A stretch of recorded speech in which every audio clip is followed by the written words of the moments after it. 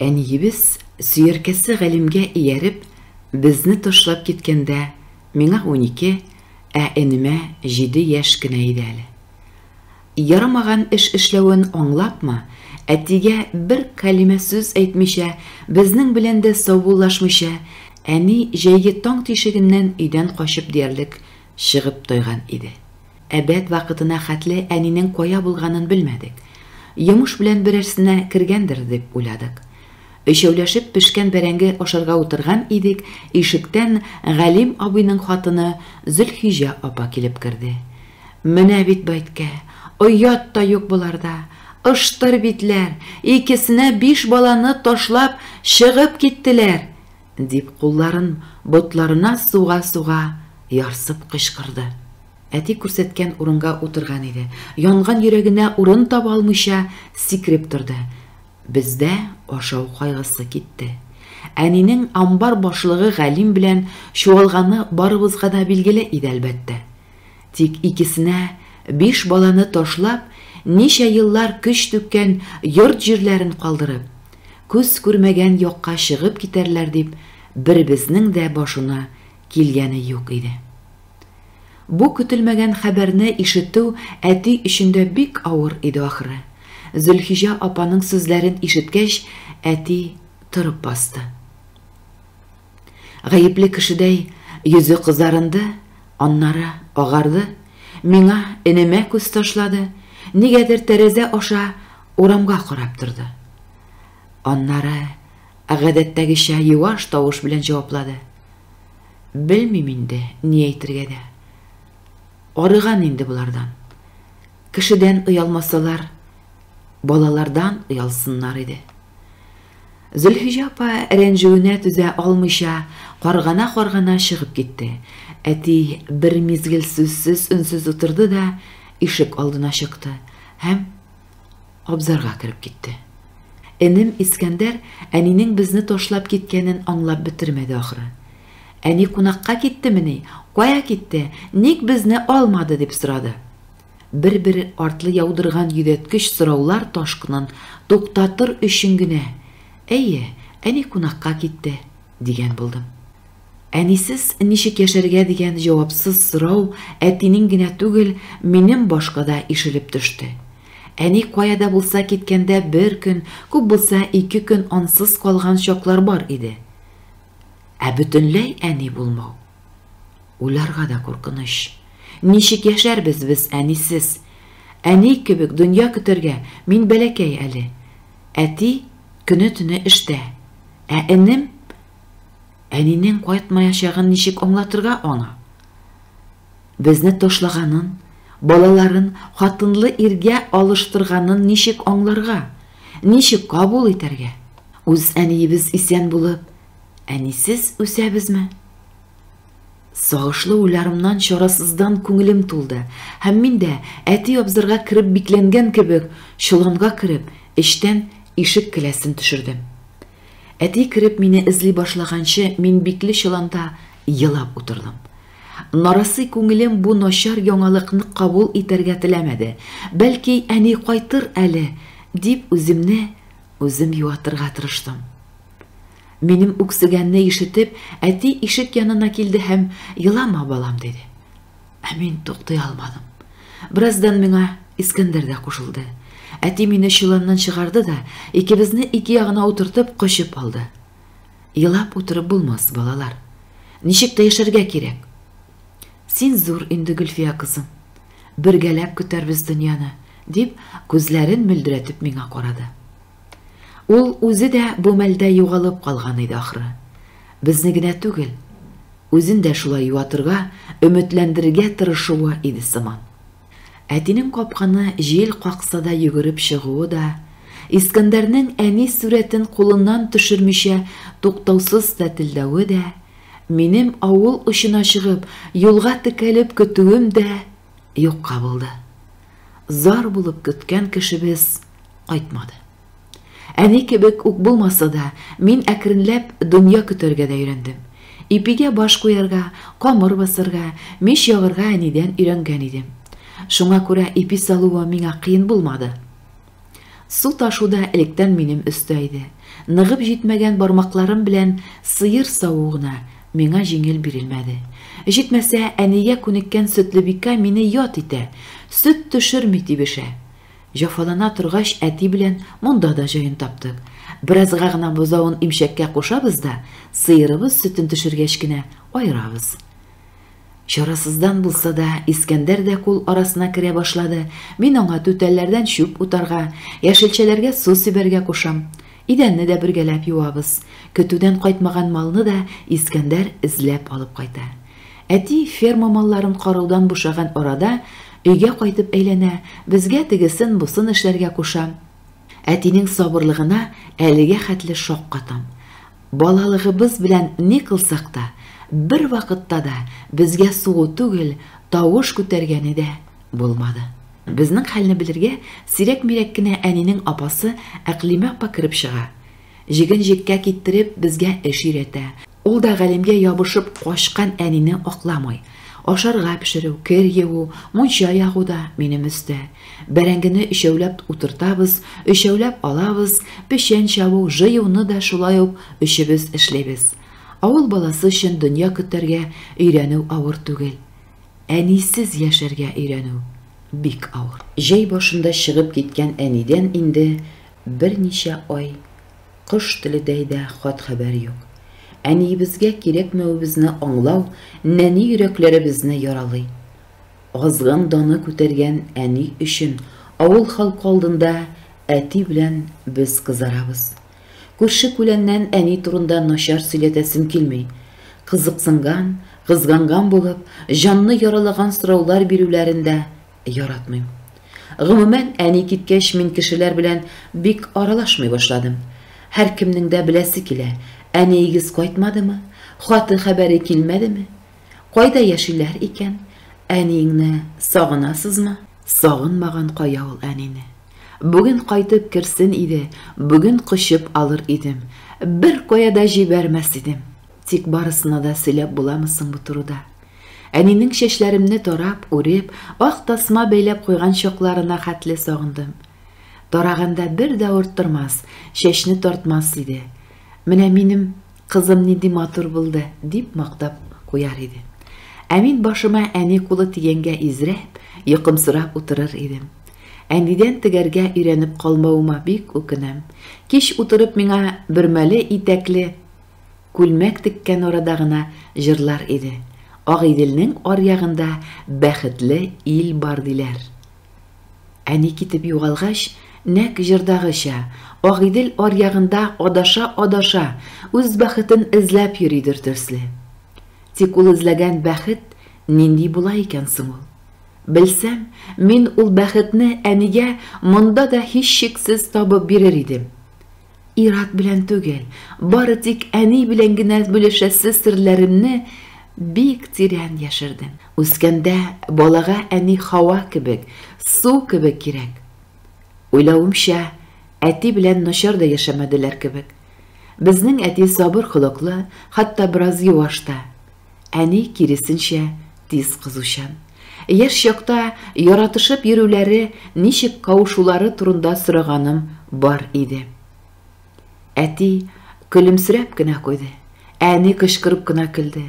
Сиңа тормышка чыгам дип үзем башлап әйтмәсәм, әтиегез әлеге көнгә катлы буйдак килеш йөрер иде әле. Өйдә дә әти түгел, әни баш иде. Күбесенчә аның сүзе сүз иде. Әни китеп югалгач, әти дә үзгәрде. Булай да ябык гәүдәсе тагын да арыкланды. Күптән ташлаган тәмәкесен тагын суыра башлады. Ташландык ир язмышы, җиңел түгелләр шул. Ташландык балаларны ялгызы үстерәсе, кеше итәсе. Бала кошның авызы зур. Әтигә безне үстерүе җиңел булмады. Әнине алып киткән беренче җәебез үтеп тә китте. Безнең моңлы кәефне тойган елак көз килеп тә җитте. Башка елны мәктәпкә барасы чакны зарыгып көтеп ала идем. Быел анда барырга да атлыгып тормадым. Әниле, әтиле балалар арасында ала карга булып йөрүе бик кыен икән. Кызлар минем күңел ярасына тия дип тормый, телләрендә гел әниләре. Әни шуны пешерде, әни шулай дип әйтте, әни шуны сатып алды. 8 март тирәсендә әниләргә багышланган инша яздык. Мин әлбәттә әти турында яздым. Әти безнең өчен әти дә, әни дә шул хәзер. Укытучы бер сүз әйтмәде. Бары тик миңа аңлыйм хәлеңне дигәндәй мәгънәле караш кына ташлап алды. Ана арыслан баласы өчен утка керер дигәннәр. Безнең әни ана арыслан түгел иде шул. Укулар башлану белән миңа әлбәттә җиңеллек килмәде. Дөнья көтәсем, йорт карыйсым бар дип дәрестән китеп булмай. Ә барлык йорт эше күбрәк минем өстә. Иртән мәктәпкә киткәнче мин таңнан торып йорт эшләрен бетереп китергә тиеш. Кайтып керү белән ашарга пешерергә, кер юарга, өй җыештырырга, мич ягарга, мал карарга. Уен дигән нәрсәне күптән оныттым. Йокы туюның нәрсә икәнен бары тик өйдән чыгып киткәч кенә белдем. Шулай да мин әйбәт укырга тырыштым. Башкача ярамый иде миңа. Искәндәр быел 1 класска укырга керде. Әти белән районга барып мәктәп формасы, букча алып кайттылар. Энем хәрефләрне таный башлау белән утырып әнигә хатлар яза башлады. Хат ташучы кыздан йөгерә чаба үзе конверт сатып алып кайта да адресны миңа язарга куша. Мин аның күңелен төшермәс өчен генә ул хатларны төрле шәһәрләргә уйдырма адрес белән җибәрәм. Шунысы кызыклы, кая кемгә эләгү дә билгесез ул хатларга мин никтер үзем дә әнидән җавап көтә. Дистәләгән хатларның берсе булса да әнигә барып эләгер төсле тоела иде. Уйдырмалы адрес буенча киткән ул хатларның күбесе мондый адресат юк мөхөре сугылып кире кайттылар. Искәндәргә күрсәтми генә мин әнинең җавап хатларын кычкырып укый идем. Искәндәр улымны бик сагындым. Искәндәр улым мәктәптән ничек укый? Искәндәр улым әтисен, апасын тыңлашамы? Энемнең кайчан кайтасын әни дип соравына гына берни дә уйлап таба алмадым. Ни гаҗәп, әни киткәч, иркә малай Искәндәр үсеп, җитдиләнеп, уйчанланып китте. Тик уйнаган уенына хәтле әнигә бәйле. Машинасында әни янына бара, я әнине утыртып йөри. Ике кечкенә бала белән ташлап киткән өчен әти әнигә рәнҗемәде дип әйтә алмыйм. Ирне ташласын да ди. Балаларның ни гаебе бар? Әти үзе өчен түгел, безнең өчен үзгәләнде. Бала кешегә анасы иң кирәк чакта ташлады бит. Ичмасам үскәнегезне дә көтмәде. Шулай да әти әнине кызгана, аның турында аталарча кайгырта иде. Өстәлдәге яңа йырткан сөт өстенә күз төшереп, кайларда йөри микән, ачлы туклы килеш, мондый тормышның кадерен белмичә дип әйтеп куя иде. Әнинең шкафтагы киемнәренә хәтле әти озак еллар тимәде. 5-6 ел эчендә әнидән тик 2-3 тапкыр котлау открыткасы килде. Яңа ел, җиңү көне, туган көннәр белән. Ул киткәч, тормышыбыздан бәйрәмнәрнең юкка чыгуы хакында әни хәбәрдар түгел иде ахры. Әнинең апасы Әклимә апа аша аның кайдалыгын белә алдык. Галим белән Күмертауга чыгып киткәннәр икән. Башта тулай торакта яшәп, соңрак балаларын да күрсәтеп, 3 бүлмәле фатир алганнар. Әклимә апа моны ишеткәч бик гырләнде. Әтиегез сезне монда интегеп ялгыз үстерә, ә алар сезнең исемгә фатир алып ята. Оят юк аларда. Балаларның рәнҗеше төшмәс диләр микән? Ул вакытта әти дингә бирелеп, иман ягын кайгыртып яши иде инде. Бәлки авыр минутларында Аллада таяныч табуы аңа җиңеллек биргәндер. Алла риза булса, мин риза барсына да, әтинең бар җавабы шул иде. Сирәк-мирәк кенә Галимнең хатыны Зөлхиҗә апа кирип чыккалады. 3 малай белән ялгызы калган хатынга безгә караганда да авыррак булгандыр ахры. Тегеләрнең хәбәре юкмы? Зөлхиҗә апа да ирен көткәндер шул. Кашып пусып дигәндәй Әклимә апага кайткан арыгда да әни килеп безне күрмәде. Хәлебезне белмәде. Әллә бала яратмаган Галимнән курыкты, әллә үзенең дә, безнең дә күңелне кузгатып, алгытысып йөрисе килмәде. Әклимә апага безгә дип берничә тапкыр акча калдырып китте. Өйнең гәме ана белән димәсләр иде. Без моны бик иртә аңладык. Ана күңеле далада, Бала күңеле далада, бездә никтер киресенчә булды. Мәктәпне бетергәч, әнинең адресын алып, мин аны күрергә киттем. Әнине күрәсем килүдән дә бигрәк, ачыктан-ачык сөйләшеп, аны аңлыйсым килде. Ялгышының төбендә ни ята? Нигә әни безне ташлап китте? Нигә без әни исән булып та ятим үстек? Кулымдагы адрес буенча барып, ишек төбендә күпме басып торсам да, миңа ачучы булмады. Иртәгә киләм дип ишек ярыгына хат кыстырып, вокзалга кунарга киттем. Вокзалда йокысыз утырып чыгып та, иртән тагын әни янына юнәлдем. Ишектәге хатым юк иде. Шулай ук мине анда көтеп торучы да күренмәде. Әнине күрмичә кайтып киттем. Үз баласын күрәсе дә килмәвен, үз кызы кирәкмәвен әни тагын бер кат исбатлады. Нигә әнинең бездән шул хәтлек күңеле кайткан? Ул турыда күпме уйлансам да, җавап таба алмадым. Ярата иде бит безне әни, ярата иде. Ул балаларына карата нигә шул кадәр үзгәрде? Бу сорауга гомрем буена җавап таба алмый газапландым. Сабыр булырга ишаралапмы, әти барысы да үтә бер вакыт балам дия иде. Әйе, ничек авыр булмасын, әнисез балачак та үтте. Искәндәрнең дә минем дә балачагыбыз булмады дисәм дә дөрестер. Әни урлады безнең балачакны. Иптәш кызыма ияреп, мин дә сату көллиятен битердем. Эшемдә үсә барып, соңрак бүлек мөдире итеп куйдылар. Искәндәр әйбәт кенә хәрби хезмәттә йөреп кайтты. Аннары акыллы гына бер кыз белән никах укыттылар. Ятим тойдан юрга чыгар дигәндәй, икебез дә кеше булдык. Улыгая төшкәч кенә булачак ирем Резван белән таныштым. Никах мәҗлесебездә дә, туйда да әти ялгызы утырды. Кунаклар өчен түгел, бары тик әти өчен, кеше алдында һич тә уйнамыйча ихлас рәхмәтләремне әйттем. Алдына барып, башымны идем. Әти, син безгә әни дә, әти дә булдың. Без сиңа икеләтә, йөзләтә бурычлы.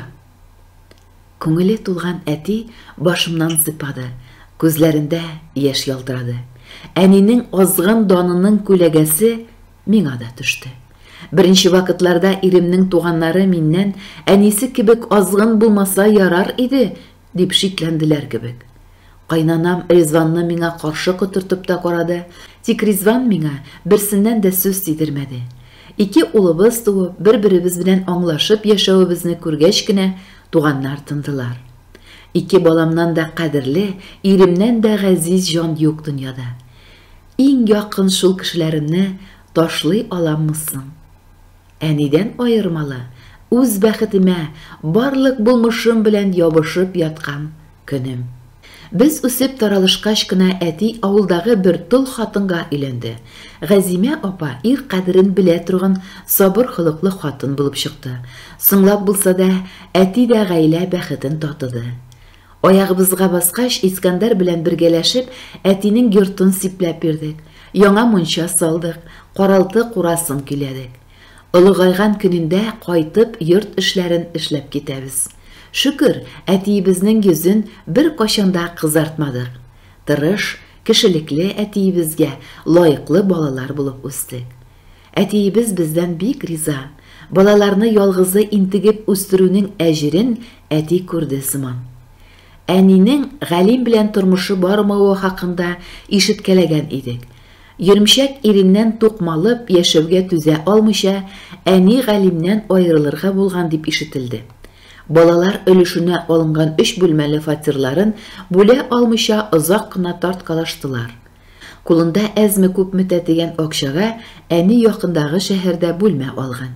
Әхдәмкәемнең кадерен белмәдем шул, белмәдем, дип үзгәләнеп үкенүен әтигә дә безгә дә җиткезделәр.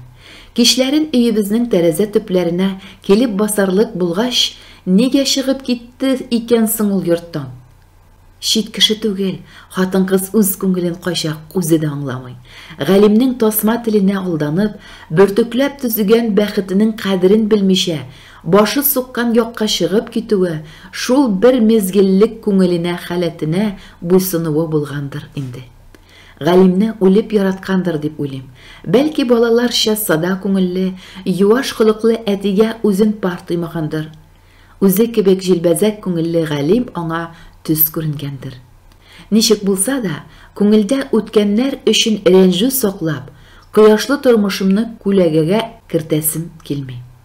Әниле ятим булып, ана назларыннан, ана атлы хәзинәдән мәхрүм калып, үскән өчендә үч алырга вакыт җитмәгән бөкрәйгән карчыктан. Инде күңелемдә әнигә карата берни дә тоймыйм. Нәфрәт тә, рәнҗү дә. Шулай ук әнине үлеп яратам дип тә әйтә алмыйм. Кары эресә дә бозы калу шулдыр инде. Шулай да әни безгә гомер биргән, яхшымы, яманмы, күпмедер үстергән, шуны исәпкә алып булса да, яманлыкка яманлык белән җавап бирә алмыйм. Әни үзенең ялгышларының хакын тулысынча алды. Тулы гаилә бәхетеннән, сөйнеп игелекле бала үстерү бәхетеннән әни үзен үзе мәхрүм итте. Чит-читләргә китеп тә бәхетен тапмады. Бәясе бик зур иде шул эзләгән алдавыч бәхетенең. Галимнән соң иратка ышанычы беткән әни ялгызы картайды. Озак кына чирләп ятты. Үләр алдыннан гына Ризван белән аны үзебезгә алып кайттык. Әнине күмәргә әти белән Газимә апа да килде. Бер кемне дә танымаган әни әтине таныды. Бәхиллеген һәм кичерүен сорады. Авыл мулласы булып йөргән әти бары тик Алла кичерсен генә диде. Һәм әнигә ясин чыкты. Искәндәребез генә әнине азаккача күрергә теләмәде. Гафу итә алмады ахры энем әнине. Соңрак зиратына койма тотканы гына билгеле булды. Иртәгә безне барыбыз да бүген төзибез. Иртәгә үкенерлек гамәлне бүген кылмаска иде. Ялгышлардан беркем хали түгел. Тик кемдер аны аңламыйча, кемдер аңлап кыла. Яшьлекне яз, картлыкны көз белән тәңгәлләштереп чагыштыруның тагын бер яшерен мәгънәсе бар кебек. Язын чәчкән орлыкның уңышын көзен җыябыз.